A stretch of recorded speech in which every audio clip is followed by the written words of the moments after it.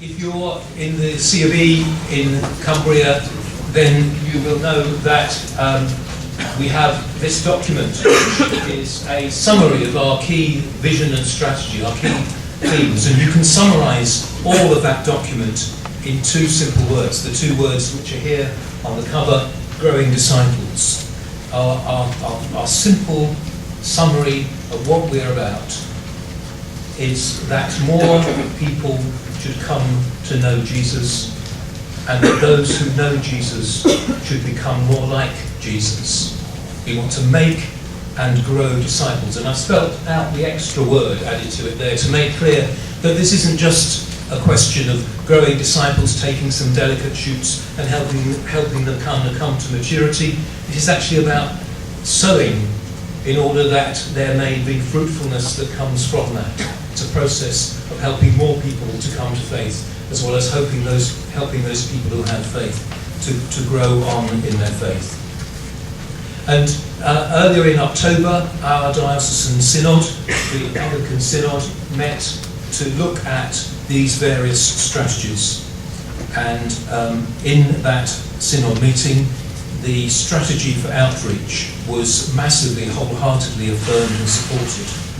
The strategy document, you can download it from various websites, sets out a pattern and various themes by which we might seek to enable people of Cumbria to discover more of God and God's purpose for their lives. And that is more or less quoting from the first half of what was there in the Synod motion.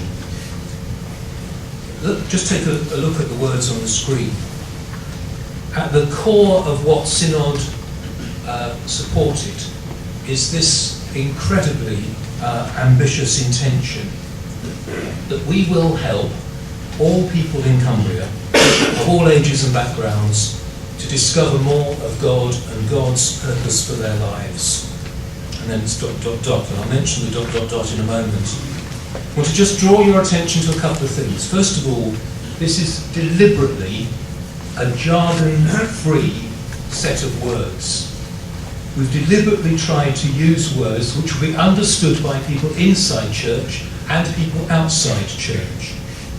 We could have gone for one of the many different definitions of evangelism there are, but the risk is that Christians, well-meaningly, would have spent the next 5 years debating those definitions rather than getting on with it. So we've invented a fresh set of words which we hope would make sense to the people we're seeking to reach, as well as those inside the church. We're also using a set of words which we hope makes clear that the task in evangelism is not simply a task of reaping, of getting more converts, but the task is one of seed sowing. It's enabling people to discover and explore where they are. Many people are very far away from the church, and many people feel very far away from God. It's a process, except it is intentional. It's intentional so that they will discover more of Jesus and the good news and become followers of Jesus within a Christian community. It is intentionally about making and growing disciples of Jesus. It is not about increasing the spiritual warmth of Cumbria. And I just draw your attention to one word, which is a word that I've underlined. It wasn't underlined when our synod saw it. It is this word here. This one small word makes this ridiculous. We have set ourselves the task of seeking to connect with all people in Cumbria. All people in Cumbria. The 500,000 people who live here, and the 16 million people who visit here every year. This is extraordinarily ambitious. I believe it is completely and totally the right thing to do, because there is not one of those people who is not loved personally by the living God, and there is not one of those people who does not need to know the love of the living God and have a life shaped by the living God. And so to set our sights any lower would be crazy. However, I guess you can appreciate pretty quickly that to set our sights that ambitiously is wild. Well, there's no time to work through all the words that have been said and all the words that need to be said and thought and prayed through to make that a reality. Except what will happen is, I'm fairly sure, is that what we'll see is a pattern developing which has got a fourfold structure to it. Very, very loosely, it's this. Key to this will be you and me, not you and me as ministers and bishops, you and me as Christian people, all Christian people, awake to the possibilities of witness through their life, through their connections, through family, through work, wherever it may be. Making more of our faith, being more out about our faith, gently, carefully, respecting others, but positively. So it will be a programme which looks at helping Christians be a little braver about their faith, a little more alert to the possibilities of sharing their faith. It will be a programme which helps Christians and churches make use of their existing opportunities, boosting what is already done by way of attraction on church, in reach, bringing more people into Christian community. It will also need to develop new possibilities, real outreach, going beyond those who are near to church, into those that are not near church. A programme to create new Christian community among those who are unlikely to be attracted by what is currently on offer. And then also, lastly, it will need to be a programme which, in a way, goes beyond all of this and looks at ways of making God knowable across Cumbria, not simply through the offices and work and ministry of churches and Christians, but kind of a marketing thing. See, my concern is that there are 500,000 people who live in Cumbria. You could say, if you take the most generous estimate, 100,000 of those are in some way involved with church. My passion and concern is for the 400,000 who have no connection with church or its programs. How can we help them discover more of God and God's purpose for their lives? Or how can we help the 95,000 under 18s who have no connection with church discover more of God and God's purpose for their church, which is why it says Cumbria-wide.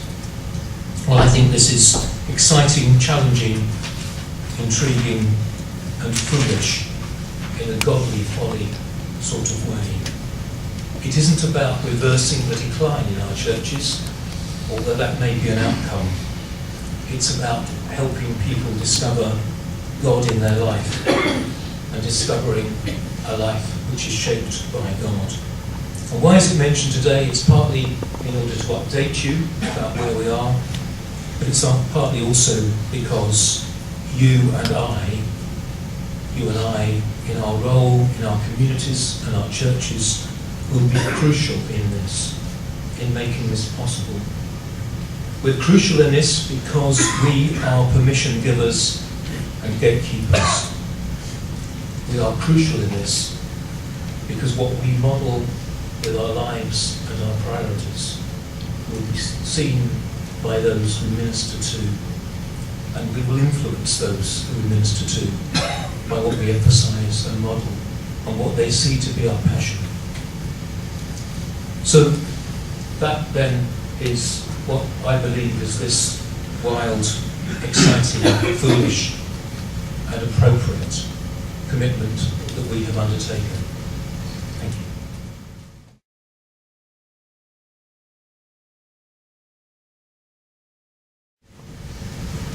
Strategies for ministry and outreach, what happens next? Well, there'll be a whole lot more about what happens next on the strategy for outreach, and you had a taster already, which you clearly enjoyed, and that's fantastic. We're going to be rolling that out in the coming months, and yes, I think it's really exciting.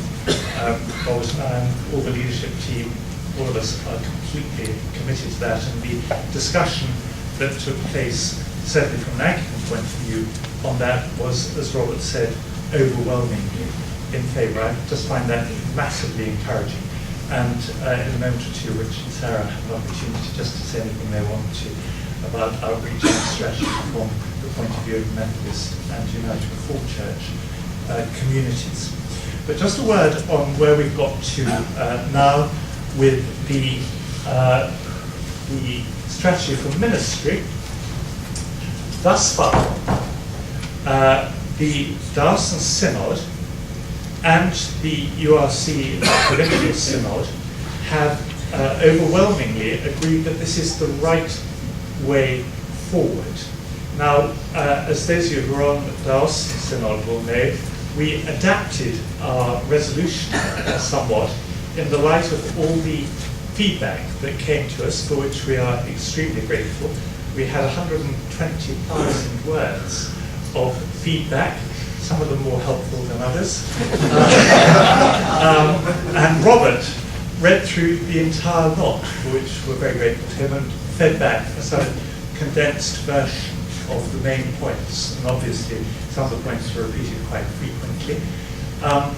We have taken those into consideration. We did take them into consideration very much in terms of the resolution that came. So basically, we agreed at Diocesan Synod that this was a helpful contribution to the way forward, that is, the development of mission communities, and that we would spend the coming year, in other words, up till next October 2014, looking at the shaping, the potential shape and form of mission communities in each locality. Given that one size does not fit all, they will vary in form and shape, even though principles, the basic principles, will be the same for them all. Now, the Methodist Synod is debating the same thing this Saturday. In fact, their resolution is very, very similar, almost identical to the Anglican one, and we await with bated breath the outcome of that, and Richard may want to say more about that in just a moment. Now, at Diocesan Synod, and again, I'm speaking particularly to those who are not on the Synod, so may not have quite caught up with this, we did agree to set up a group to consider all the feedback that has been received and to inform Diocesan Synod's further discussion. And we gave an undertaking that we would address the various issues that were raised by people from parishes, from benefices, from teams around the diocese, and one or two issues that were raised on the day at Synod as well. And that we would make these available online so that people know what is being talked about. Already we have come up with suggestions for a group that will obviously include ecumenical partners, and that group will, in the fairly near future, be having a kind of overarching role, looking at all the feedback, receiving stuff from the localities, acting as a kind of coordinating group, and in due course feeding back to Diocesan Synod. So we've got a group of people who are specifically tasked to do that. Now, we also agree that there should be deanery level discussions in ecumenical shaping groups. Quite a number of deaneries have already done quite a lot of work from an Anglican point of view on looking at the potential shape of mission communities in their area. And that's because this discussion has been going on from an Anglican point of view for several years now. Some have not got that far, and so we are suggesting that from an Anglican point of view, deanery level, there are 11 Anglican deaneries around Cumbria, at deanery level, there should be discussions in these ecumenical shaping groups, people looking at all the churches within that geographical area, Anglican, Methodist and United Reformed, and thinking carefully about what the best shape would be for the development of mission communities within that geographical area. Now, it says guidelines coming very soon. I actually have the guidelines here in my hand.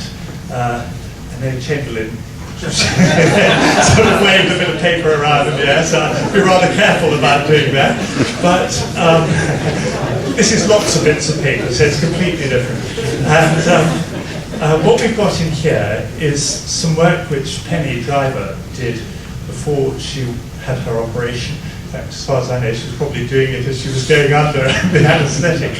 And these are some extremely helpful suggestions about how to shape mission communities. She sets out, first of all, the task of each mission community. She goes on to help with deciding what mission communities we might have and which church communities will be in which, talks about how to begin the process of exploration, and so on, and so on. So there is specific, very specific help, guidance and instruction which will be coming out to all clergy and PCC secretaries in the pretty near future.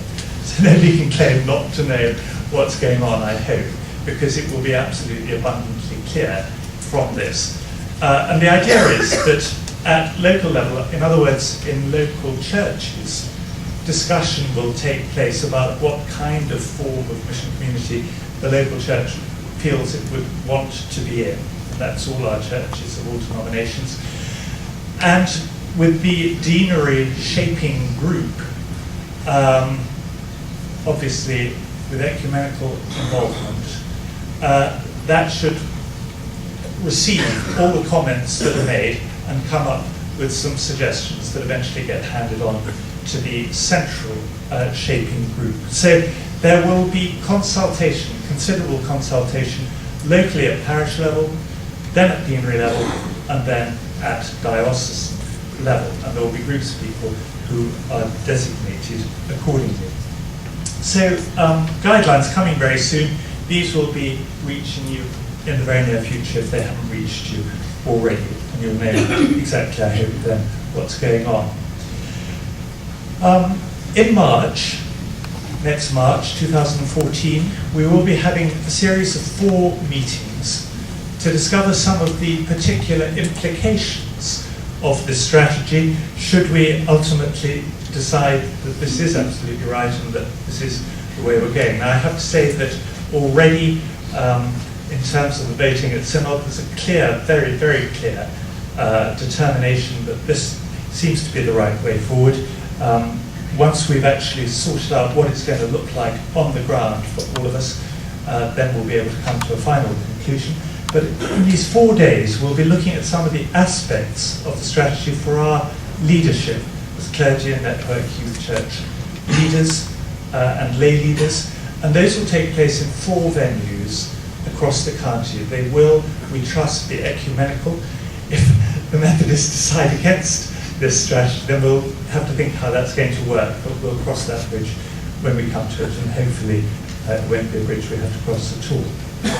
And then we will come to further final discussion of the strategy at the Diocesan Synod in October 2014. That will be the moment when, having done all this preliminary work, engaged in all this preliminary consultation, so that everybody, I hope, lay and ordained, will have had an opportunity to have their say, that's the moment when we say, right, go for it, this is what's going to happen. And alongside it all, there will be a vocations initiative, which we'll be hearing a bit more about in a moment from Tim Herbert. That needs to happen regardless of whether we continue down this track or not. So that will be taking place simultaneously. I think that's all I want to say about where we've got to in terms of the process. I'm going to ask Richard and Sarah if they would like to add anything from the point of view of the Methodist or United Reformed.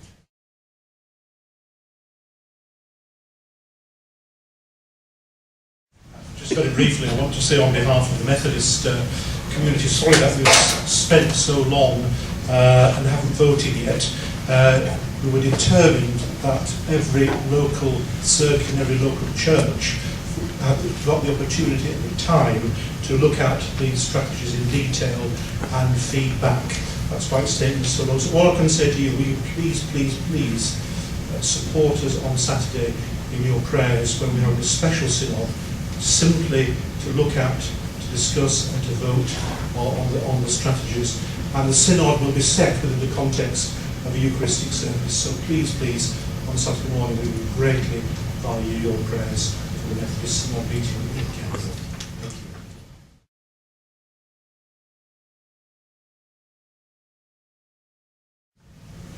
you. Again, the United Reformed Church has been through a very productive and interesting conversation too about these strategies. We've also been looking at the developing ecumenical building strategy alongside strategies for ministry and for outreach.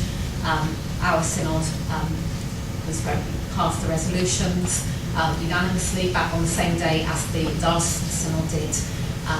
And there's all sorts of questions which we've talked about within the United Reformed Church, and we look forward to moving forward further together in this process. I didn't mention the buildings strategy, which was considered by our Diocesan Synod some time ago, and again approved overwhelmingly. But that is a very important part, as Sarah quite rightly said, of what's going on here. And these three strategies, outreach, ministry and buildings, done ecumenically, form a crucial part of the whole process of growing disciples. You'll remember that those four things, buildings, ministry, outreach, and doing it ecumenically, were four of the critical success factors, the stepping stones that Robert and I have been talking about as we've been going around to the deaneries. In the green booklet, we said those were things that needed to be done if we were really going to be serious about the whole process of growing disciples. And it's wonderful that we've reached this point, I think, along the way, and have been able to do it together with Methodist and United Reformed Church brothers and sisters, and that we're all able to be here together as one body. We have got about 10 minutes or so now for, I hope, have we? For questions or comments or anything that anybody would like to throw into the mix at this stage. And if there's anything that is unclear about the process that we've tried to outline, please ask and we'll try to clarify if we possibly can. I'm Ruth Harvey, Churches Together in Cumbria, and I just wanted to take the opportunity, hearing the summary and the way forward, to encourage all of you as you're going through this process to consider in the discussions the relationship that you will have in an ongoing way with other member churches of Churches Together in Cumbria. That's not core to this strategy, but as we throw the ecumenical mix up into the air, I guess, in Cumbria, there are another 6 member churches of Churches Together in Cumbria who are our companions in this journey, and you will know them and already be working with them ecumenically in many ways where you are. And so while we work with the core strategies, I guess my only comment and my prayer would be that you continue to look creatively for how to build and develop wider ecumenical relationships. Thank you very much. That's enormously helpful. You may remember that when we were going through the initial process of consultation, we sent out a number of answers or attempted answers to frequently asked questions. One of the main questions that people have been asking is, what about the other denominations? What about people already working closely within our village, the Roman Catholics or the Baptists or whoever it happens to be? And the answer is categorically, please keep it up, don't stop. Those are our companions along the way. In fact, when we signed the Declaration of Intent a couple of years ago, those denominations all signed a similar letter saying they want to walk alongside us. And we want this to be as ecumenical as possible in terms of the Christian community in Cumbria.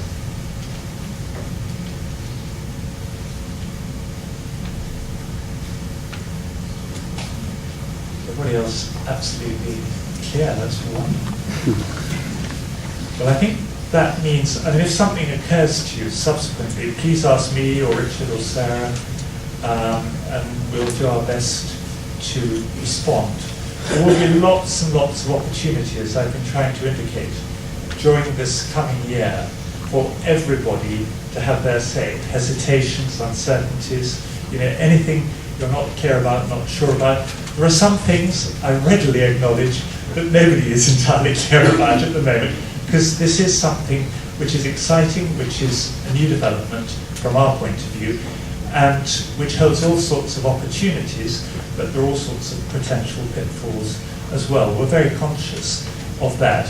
But we are encouraged by the fact that Penny Driver, who's not here, as you know, today because of her operation, has already been involved with the implementation of mission communities in Exeter Diocese, which in many ways has a certain number of parallels with us. I was last week involved in the appointment of a new Bishop of Exeter, and we were talking there, I think I can say this without breaking all the confidentiality, about the whole business of developing those mission communities, many of which, 107 of which, have already been set up around the diocese further. So I found that of particular interest, as you can imagine.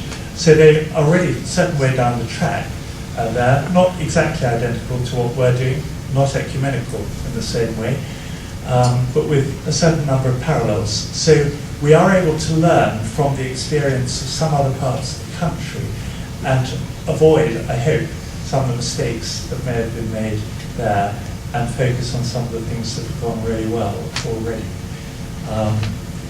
The whole purpose, you'll remember, of these mission communities is that they should be intentionally missional. That is why they're called mission communities. So that all of us, everywhere, are focused on the mission to which we're called. We're going to demand all sorts of things of all sorts of people, high levels of leadership and so on, and collaboration and working together. I think it's an incredibly exciting opportunity. It takes into account the fact that we shall have fewer stipendiary clergy in all our denominations by the year 2020. It is not a way of managing decline. It is a way of actually specifically going for growth, and in particular, growing disciples. And the working out of that in the months and the years ahead is going to be very, very interesting. It takes the local church extremely seriously. It is not a way of simply saying, oh, well, we'll manage more with less. It's saying we will develop lay ministry and all other kinds of ministry, including self-supporting. We'll think carefully about how leadership can be exercised at a local level, but we'll also make absolutely sure that everybody sharing resources and working together is able to engage in mission. And I'm personally hugely excited by it and looking forward to the way things go during this coming year as we work out together what it might look like for you on the ground.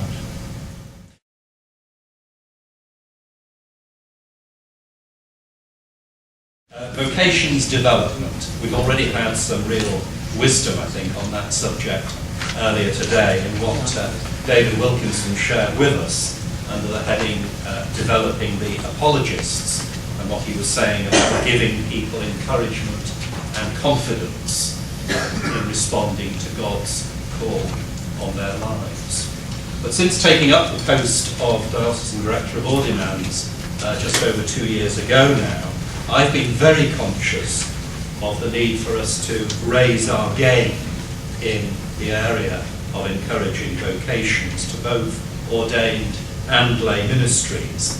But I've also been only too well aware that we are rather under-resourced in this vital area, not least in the time that I've been able to give to it. Therefore, I was personally very delighted that the strategy for ministry has brought this issue into much sharper focus, with the call, as you know, for a substantial increase in the numbers of vocations to self-supporting ministry, but also the clear and obvious need to continue to foster more vocations to lay ministry if the proposed mission communities are to thrive. So I'm glad to report today that funding has now been agreed for the equivalent of a one-day-a-week post of Vocations Development Advisor, and I'm also pleased to let you know that Tim Herbert has agreed to be seconded from LCTP for 1 day a week for the next 3 years to fulfil that role. And And Tim will be working with me and with a team of volunteers that we will be building up over the next few weeks, who will help to promote vocations across the diocese. And I do hope very much that this is an initiative that can also be shared ecumenically. So it's over now to Tim Herbert to say a little bit more about his new role. Tim.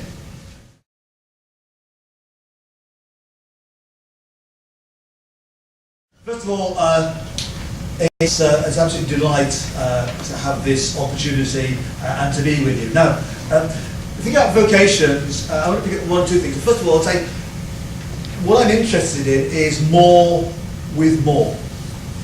Not more with less, more with more. And vocations, I want to look at not just in terms of clergy, but actually in terms of the whole of God's people. Not just what we do in church, but it is about making disciples. In the Church of England, there are approximately 8,500 or so that sort of ministers. The Jehovah's Witnesses claim they have 65,000 ministers. That's because every Jehovah's Witness is a minister. And that's where we ought to be. And that's where I hope we're going to head, not Jehovah's Witnesses.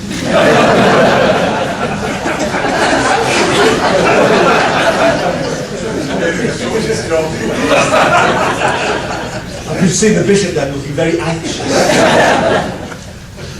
So, 4 things quickly. First of all, I want us to think about the God who speaks to all. God speaks to all people. Hebrews 1, John 1, absolutely crucial. God who speaks. Secondly, if God speaks, who's listening? You have listened occasionally. Well, 1 or 2 have. He hasn't. What are our congregations, what other people in our churches and people on the edges? God who speaks, are all listening? And then thirdly, that we are called to be witnesses, picking up what David was saying earlier in his excellent talk. But witnesses, first of all, not just by word, but by living faithfully and the ability to live faithfully in public. And secondly, that vocation is about being called and sent. Vocation is not what I choose to do, it's where I'm called and God sends me. And that may be ordained, it may be lay, it may be with young people, it may be with old people. I want to think about vocation in the whole, in the round. Not just aspects, but every possible aspect, which means some people will go into different areas, and that's great.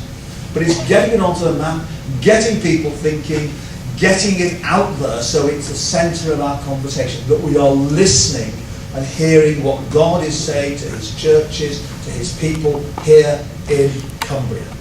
And then thirdly, we're called to look out. I think that's absolutely crucial. Too often in church we think about what we do as a church and how we come together. I want us to look out, to reach out. Bishop Roberts talked about a braver, a more alert, about taking opportunity. That's what this is about. It's about growing braver, more alert, more opportunistic Christian communities.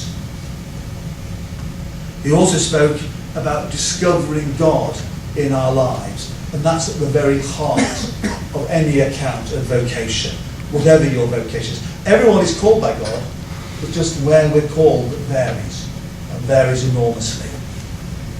So it's about all of us together. So, how are we going to do it? Well, first of all, the usual stuff. There's going to be events, chance to invite people. There's a lovely, and it was colour chosen one because Amiel realised it's just my colour. This nice sort of leaflet, peachy coloured leaflet. I do apologise for the photograph. It's about the only known photograph on there. I know it's slightly worrying. So you can always cut it out when you get home. And there are a couple of dates on there. I mean, literally, they're sort of dates in the diary yet, but there will be, obviously, more coming out near the time. So events, invitation, to do local things, to do things at the Austin level, to do things at the deanery level. You know, if you're interested, if you want stuff, contact me. Contact details are on there. More than happy either to be involved or to help you find others who can be involved. Because the other thing is, it's not just going to be me, there's going to be a group of people who I'm going to be gathering with the bishops and the senior staff and around to be part of this process. And again, to be available. So it'll be all of us together. And I'm going to finish with today, and today, those of you who said your prayers this morning, one or two of you may have done, it's Charles Simeon today. When I went to college to trade, my first day at college, I was sat next to a glass case in a lecture room, and I was hard to imagine. I got slightly bored, and my mind and my eyes started to wander.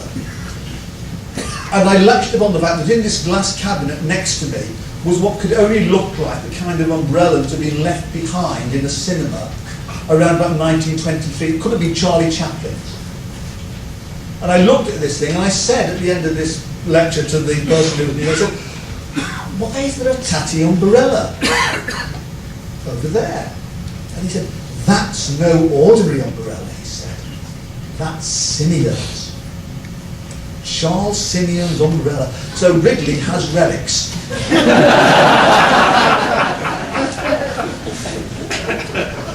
I mentioned Simeon because Simeon was ministering during a period of change. The Enlightenment, Industrial Revolution, huge change, social changes. At the same time, you've got the rise of Methodism, Evangelical Revival, and he lives through the beginning of the Oxford movement.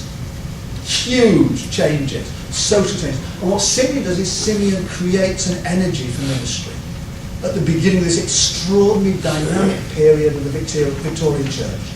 And what I want us to do, what I want us to do, all of us, is to recreate that dynamism, to recreate that sense of urgency, of calling and sending people, lay, ordained, formal, informal, not for our sake, not even for the sake of the church, but for the sake of the kingdom in Cumbria. Wish me luck. Pray for me. And if you're vaguely interested in helping or being involved or telling me how to do it properly, apart from Tim Montgomery, who has no idea, then contact George.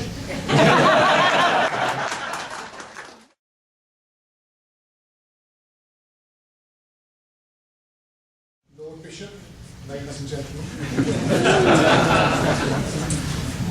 Something very quickly, just to say, so you know what I'm trying to do now, and just to also thank you so much for the last year in which many of you have prayed for me, and I stand before you without cancer and completely well, and very pleased about that. Actually to get on with this job, which when Bishop James stands up, he often says, what is it that he does?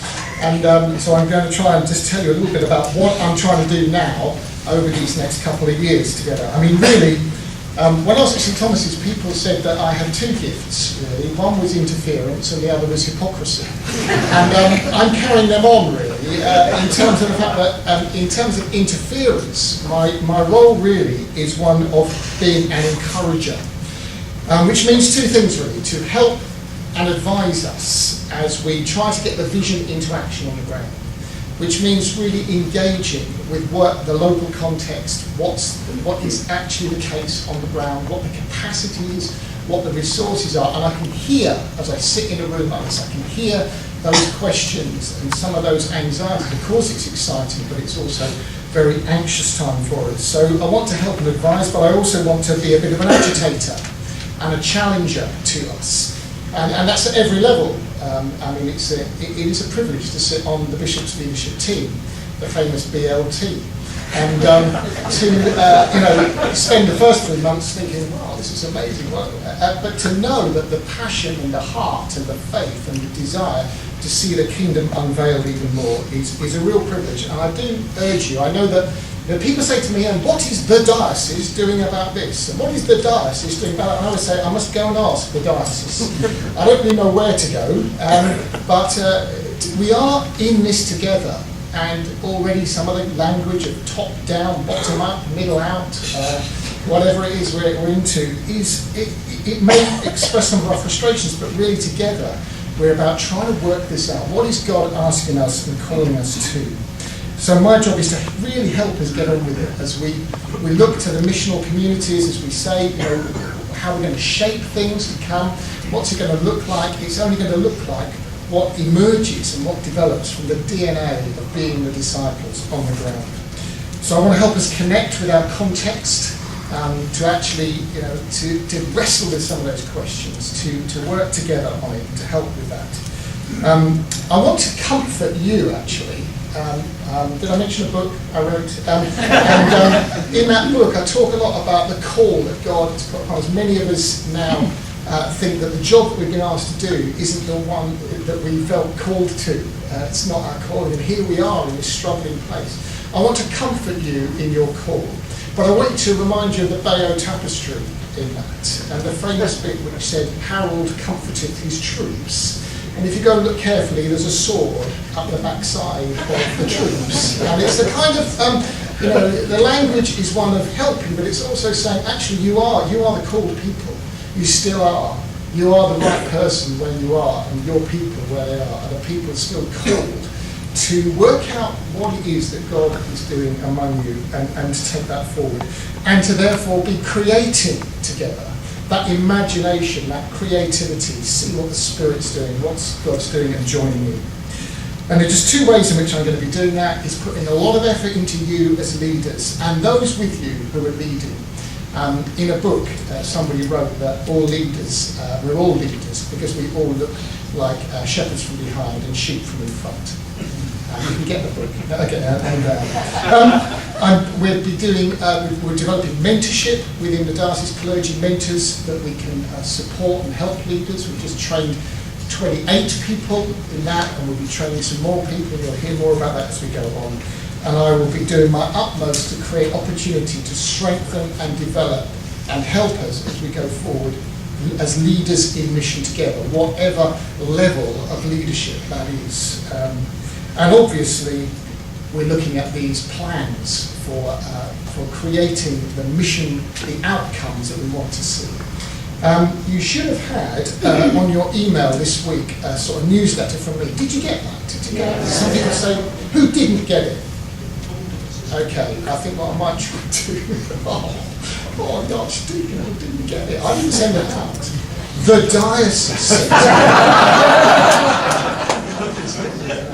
Okay, so I'm going to try and keep us connected, involved together. Can I just mention two areas which are really important? Network Youth Church, connecting in with that great development, connecting all that in, Network Youth Church leaders. They're not an extra, they are part of the whole thing. And the children's team as well, Emma and Sarah, where are you? Are you still here? Because it's sort of home time.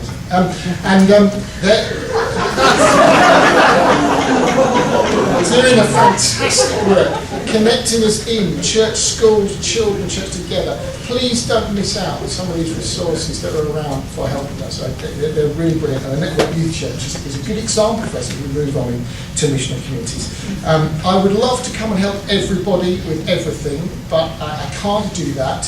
But please don't not pick up your phone or get on the email just to talk to me and see if I can be of any help to you, to PCCs, to chapters, to synods. I won't be able to do all of that stuff, but I can do a little bit. And we're also developing archdeaconry-based mapping teams of groups of people who are experienced and have been doing it a bit and can help others. Not being experts, an expert is an ex is a has-been and a spurt is a drip under pressure. We don't want to do them. But we do want to share and help together, so we'll be setting them up.